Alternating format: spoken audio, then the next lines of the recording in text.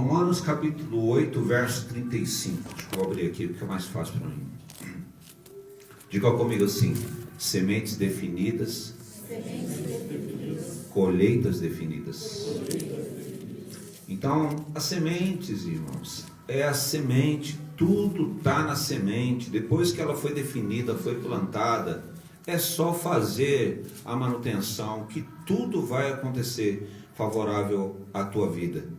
O Senhor te prosperará em tudo aquilo que você investir. Glória a Deus por isso. Romanos 8, 35, ele diz assim: quem nos separará do amor de Cristo? Será a tribulação, ou a angústia, ou a perseguição, ou a fome, ou a nudez, ou o perigo, ou a espada? Como está escrito: por amor de ti somos entregues à morte o dia todo. Fomos considerados como ovelhas para o matadouro. Em todas essas coisas, porém, somos mais que vencedores, por meio daquele que nos amou.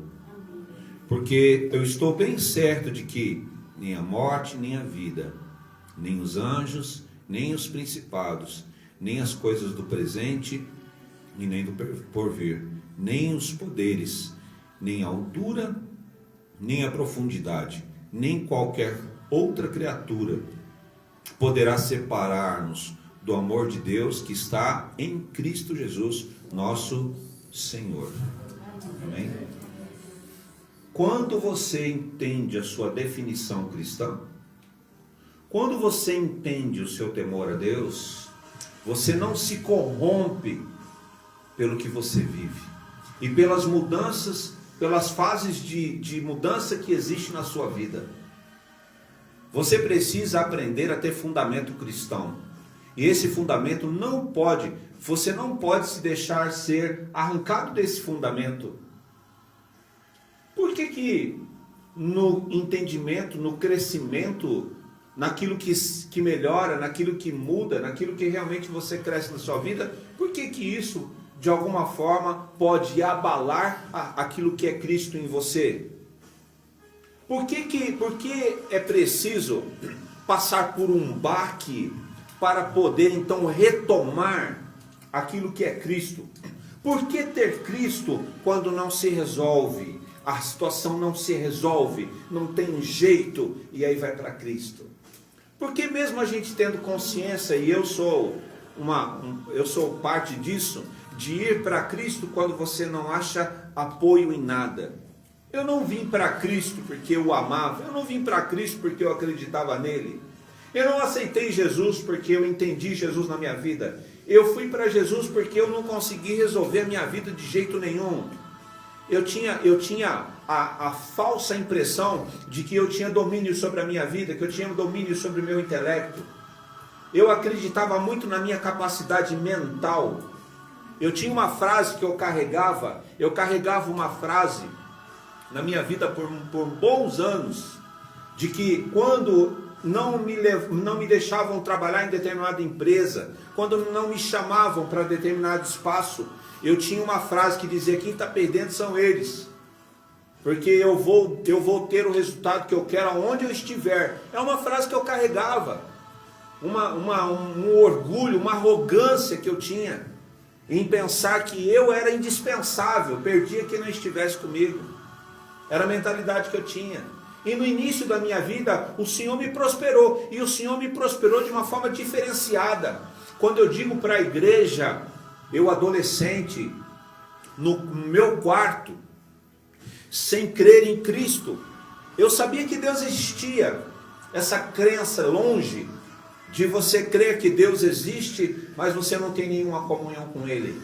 E eu me lembro, sentado na minha cama no quarto, eu fiz uma oração sem saber que é oração. Eu falei para Deus: Deus, por que eu não tenho problema? Olha a minha oração. Por que eu não tenho problema? Eu não tinha problema. E eu me queixei com Deus, falei: eu vejo meu pai tendo problema, meu irmão tem problema, minha mãe às vezes tem problema. Eu não tenho problema, porque eu não tinha problema. Eu não tinha problema, e eu fiquei reclamando porque eu não tinha problema, né? Porque mesmo nessa época, com essa ignorância que vinha mesclada na minha vida, até no meio dos meus amigos, você acredita? Às vezes eu me lembro que teve uma briga no nosso meio, a gente era muito junto, questão de futebol e tal, né? Tinha muito essa questão do futebol, o time da vila, tudo. E aí a gente teve uma briga entre a gente e o time ficou meio que separado, porque separou a turma. Você acredita que eu em casa angustiado por causa do time de futebol, irmãos? Eu falei para Deus, falei, não, a gente não pode ficar dividido desse jeito, Senhor. Né? Eu não falava nem Senhor, né? Falava, Deus, a gente não pode ficar dividido desse jeito. A gente precisa se unir de novo. Você acredita que assim que eu fiz, poucos dias depois de que eu fiz essa oração, o povo se entendeu e a gente voltou a ter aquele time, né, formado. Então eram coisas que eu pedia para Deus e vinha, sem ter consciência, sem essa coisa de falar em nome de Jesus Cristo, nada disso. Até briga, irmãos, até briga, se você, para você ter uma ideia. Você fala, eu briguei poucas vezes eu saí na mão, poucas vezes, né? Apanhei poucas vezes. Eu briguei poucas vezes, apanhei poucas vezes. Mas você acredita que situações que eu olhava assim, a coisa fervia, eu falei assim, agora eu vou apanhar até que você chegava gente para me defender, do nada aparecia gente para me defender e aí, né, a coisa invertia, coisas que aconteciam comigo que eu falava assim, tem alguma coisa que me protege, não é possível, né?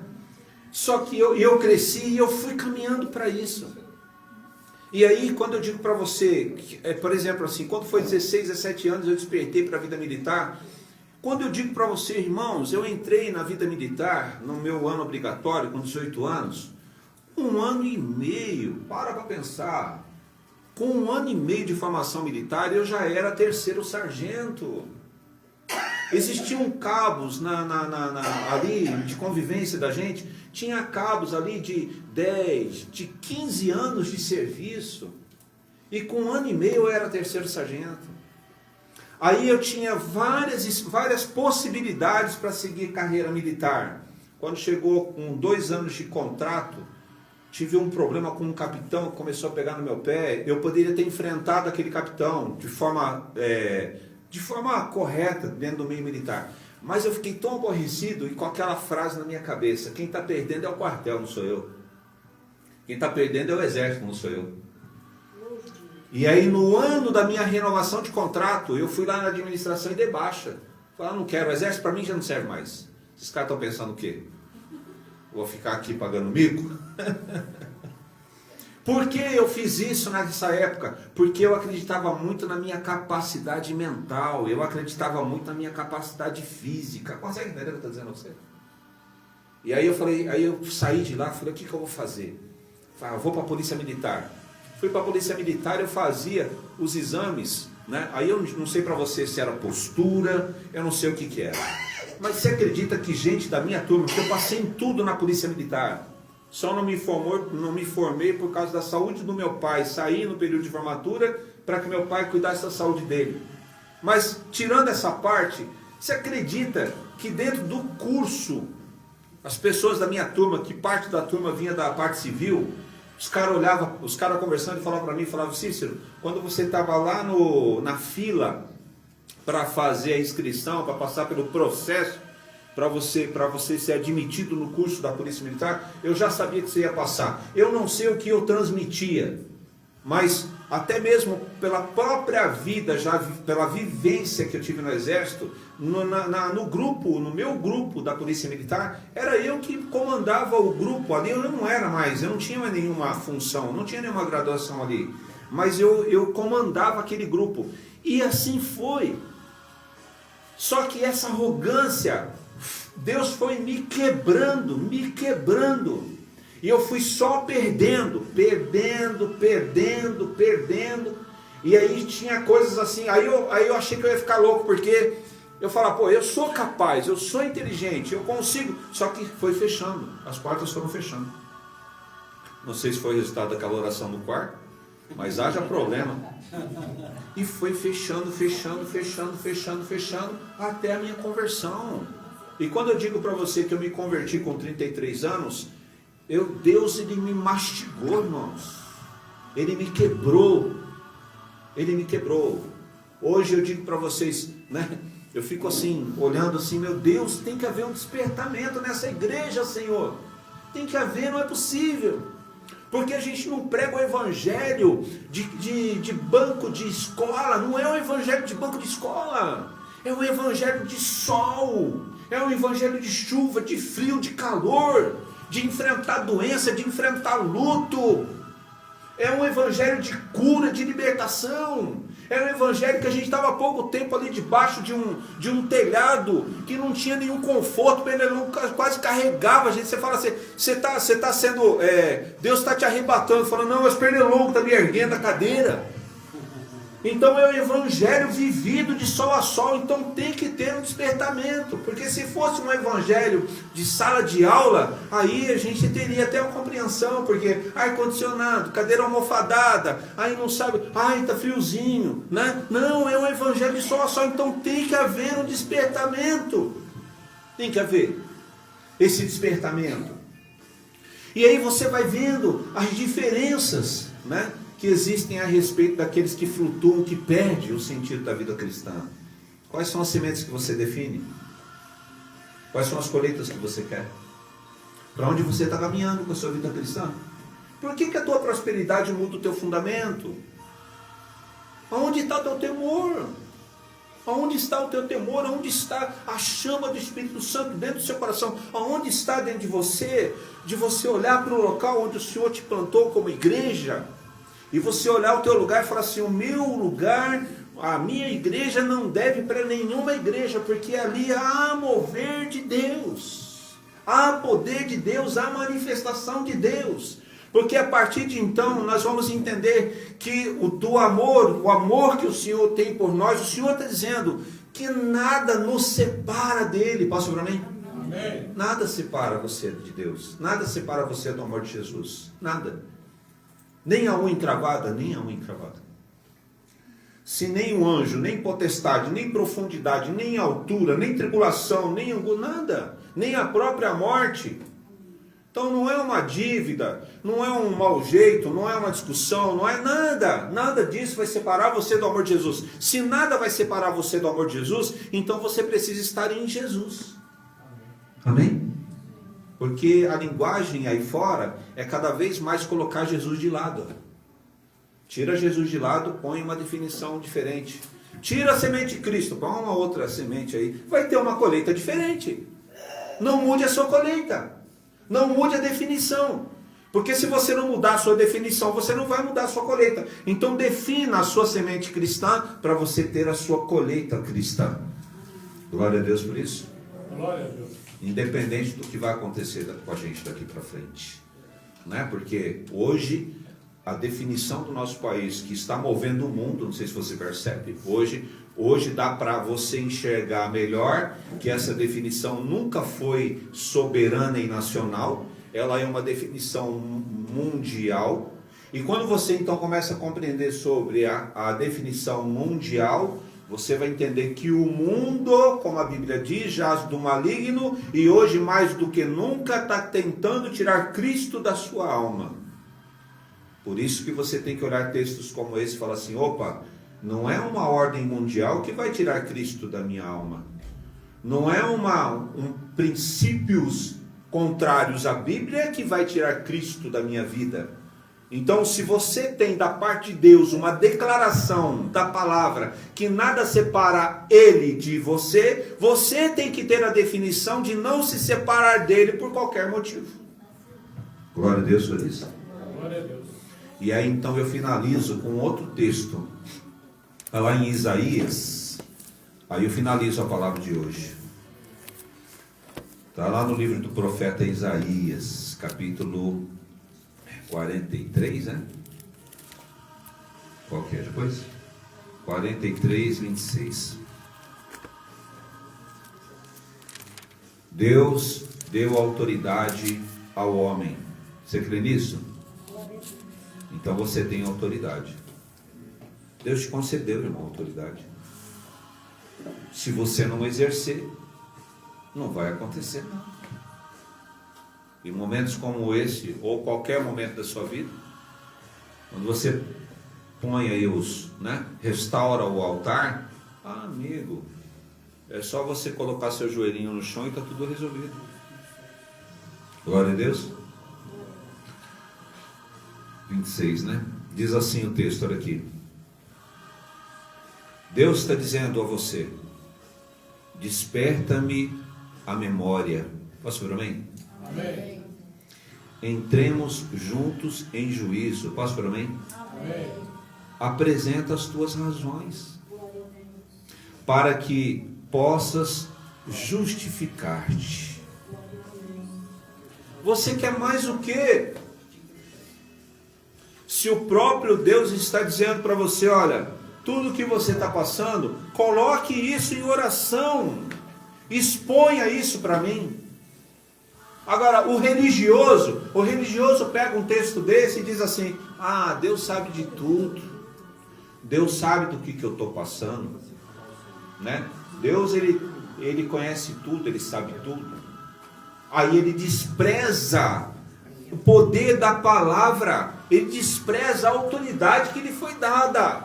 Você pode mudar sim, você pode mudar muita coisa, só de você definir com Deus qual é o tipo de semente que você quer. E o Senhor está dizendo aqui: desperta a minha memória e entremos juntos em juízo. Em juízo o quê? Porque está num processo. Existe um processo sobre a sua alma, existe um processo sobre a sua casa, existe um processo sobre a sua família. E o Senhor está se levantando como parte desse processo, está dizendo assim: olha, eu vou entrar junto com você nisso, mas apresente, desperta a minha memória, apresente aí o que você tem, para que eu entre em juízo. Apresenta as tuas razões, apresenta as tuas razões. Agora, quando o Senhor justifica, é causa ganha. Glória a Deus. Glória a Deus. Ô irmãos, quando o Senhor justifica, ninguém te segura. Ninguém te segura. Quando o Senhor te justifica, tem processo que é difícil? Como tem? Tem processo que é complicado. Por isso que a gente precisa estar diante de Deus, fogo do Espírito Santo no coração, despertar para Deus. Pastor, amém? Amém. Porque o Senhor responde. Você crê nisso? O que falta para despertar o fogo do Senhor no seu coração? O que falta? Eu não sei como é que funciona o chamado. Por mais que eu fico entendendo o que é ser chamado, irmãos, por mais que eu fico raciocinando, pensando assim: meu Deus, o que é esse negócio de descer as águas?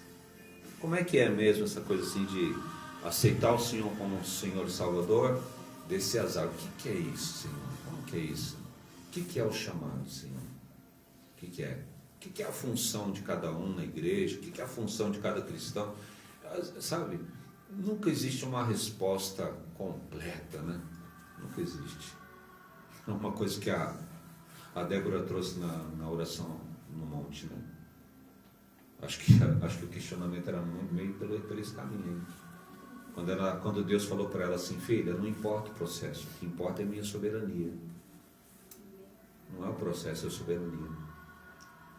Mas você precisa enxergar a soberania. Porque se você não enxergar a soberania, você fica perdido no processo. A tua fé tem que ser limpa, pastor, amém?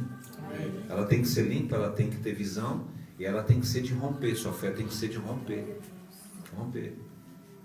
E não corromper. Sua fé não pode ser corrompida, ela tem que romper. O que Deus quer com você? Por que Deus te trouxe para este altar? Por que você é deste altar? Por que você está neste lugar? E quem é você aqui? Quem é você aqui? Que o Senhor possa despertar o teu coração, a tua alma, para entender o que Deus está fazendo na nossa vida, o que Deus está fazendo na nossa família, o que o Senhor está fazendo na nossa igreja. E que você venha entender essa parte aqui, né? Do Senhor trazer sobre você. Essa tradução é diferente, né? Relembre o passado para mim, vamos discutir a sua causa. Olha só.